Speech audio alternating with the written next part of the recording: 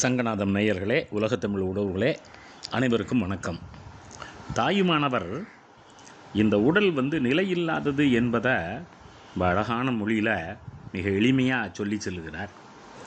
அவர் 18ஆம் நூற்றாண்டில் வாழ்ந்தவர்ங்கிற ஒரு கருத்து வலிமையாக உண்டு. மீனாட்சி அரசிக்கு அமைச்சராக இருந்தார் திருச்சியில் நாயக்கர்கள் காலத்தில் என்பதை நாம் படிக்கிறோம். அவர் கேட்கிறார், நண்பர்களே, இந்த காயம் என்று அழியும், என்றும் அழியும் இந்த காயம், இத்த ஏதுக்கு மெய்யென்று உலகீர் கூறினீருங்கிறார் அவர். ஆமாம், மெய்யென்று இருந்தீர் உலகீர். அப்போது இந்த உடல் அழியக்கூடியது, இதுக்கு ஏன் மெய்யின்னு பேர் வச்சிங்க, இது பொய் அப்படிங்கிறார். ஒன்றும் அறியாத நீரோ, ஏன் மனிதர்களே, நீங்கள் ஒன்றும் அறியாதவர்கள். யமன் ஓலை வந்தால், யமனிடமிருந்து ஓலை வந்தால் சொல்லவும் தரம் உண்டோ? உங்களால் இல்லை நான் வர முடியாது அப்படின்னு சொல்லுகிற ஆற்றல் உங்களுக்கு உண்டா? அத்தகைய இந்த உடலை ஏன் நீங்கள் இப்படி நேசிக்கிறீர்கள் அப்படின்னு கேட்டுட்டு சொல்கிறாரு, காக்கை, நரி, சென்னாய், கழுகு ஒரு நாள் கூடி உண்டு அது மகிழ்கிறதுக்கு அதுக்கு விருந்தாகிற உடல், இதை சீ என்பது என்னாலோ? கேட்குறாரு பாருங்கள். தேக்கும் விருந்தாம் உடலை சீ என்பது என்னாலோ? இந்த உடல் நிலை இல்லாதது என நாம் நினைக்க வேண்டாமா அப்படின்னு அவர் தாய்மானவர் அழகாக பல இடங்களில் சொல்லுகிறார். நண்பர்களே, ஆமாம், காகமோடு கழுகும் அழகையும் நாய் நரிகளும் சுற்று சோரிடு துருத்தியை, இது ஒரு அந்த உணவு பண்டலமாக இருக்கக்கூடிய துருத்தி. இது துருத்தினா தீவுன்னு ஒரு பொருள், பையன்னு ஒரு பொருள். நண்பர்களே, கால் இரண்டும் நவவாசல் பெற்று வளர் காம வேட்டனைய சாலையை தாய்மானவர் கேட்கிறார். 2 கால்கள் 9 வாய் இருக்கிற இந்த உடல்ங்கிற பை இருக்கிறதே, அதை காம வேட்கை உடைய சாலைங்கிறார், ஒரு பெரிய இடம் அப்படிங்கிறார். மோக ஆசை முற்றிவிட்ட பெட்டியை, இதை பெட்டின்னு உடலை சொல்கிற தாய்மானவர், இது ஆசை முற்றி கிடக்கிற பெட்டி, மலம் மிகுந்து ஒழுகும் கேணி அப்படிங்கிறார். ஆணவம், கண்மம், மாயைங்கிற 3 மலங்கள் இந்த உலகத்தில் தேவையில்லாதவைன்னு சைவ சித்தாந்த தத்துவம் ஒன்று அடங்கியிருக்குது. நேரடி பொருள் சர்ஃபேஸ் ஸ்ட்ரக்சரில் பார்த்தோம்னா மலம்ங்கிற பொருள் இருக்குது.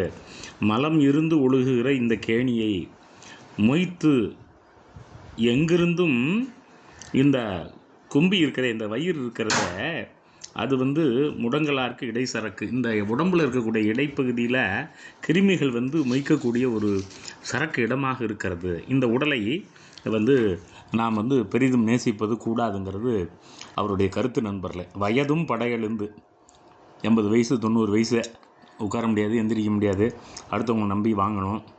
பிணியும் திமி என்று வரலும், எல்லா வியாதியும் வரும், சக்கரை வியாதி வரும், எந்திரிச்சு உட்கார முடியாது, மயக்கம் வரும், எல்லாம் இருக்கும். செயலும் இழந்து உடல் ஒரு நாள் செயலிழந்து போகும். இருமலும் ஆகி இருமல் தொத்திக்கும்.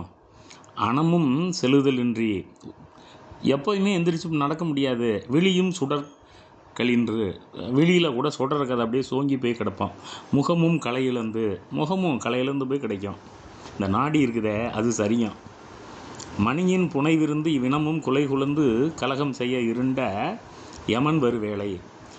நம்முடைய விருந்தினர்களெல்லாம் வீட்டுக்கு வெளியில் இருக்கிற மாதிரி இந்த யமன் வீட்டுக்கு வெளியில் காத்துக்கிட்டே இருக்கான். ஆமாம், உங்களுடைய உறவினர்களெல்லாம் குலைந்து போவார்கள். நீ சாகிற போது கலகம் செய்கிறதுக்குன்னே அந்த யமன் நிற்க போகிறான்.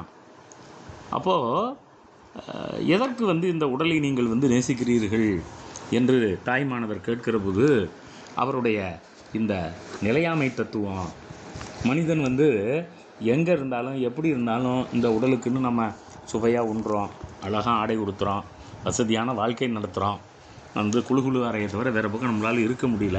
குழுகுழு உந்து வண்டி தான் தேவை ஏற்படுகிறது.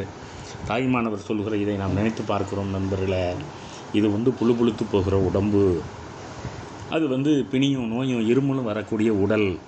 இந்த உடலுக்காக நீ ஏன் இவ்வளவு அலைகிறாய் என்று 18ஆம் நூற்றாண்டில் தாய்மானவர் சொல்லி சமூகத்தில் அது ஆசையை நீக்கி பிறருக்கென நீ வாழ வேண்டும், உன் பொருளை எல்லாம் பிறருக்கு கொடுத்து வாழ்ந்தால்தான் நீ இந்த உலகத்தில் சிறப்பாக இருக்க முடியும், அது அடிப்படை கடமை என்று மானுடனுக்கு இருக்கக்கூடிய அடிப்படை கடமையாக பிறருக்கு ஈகை செயலை வலியுறுத்துகிற தாய்மான சாமிகள் இப்படி சொல்லுகிறார். நண்பர்களே, யாக்கை நிலையில்லாதது அறம் செய்வோம். நன்றி.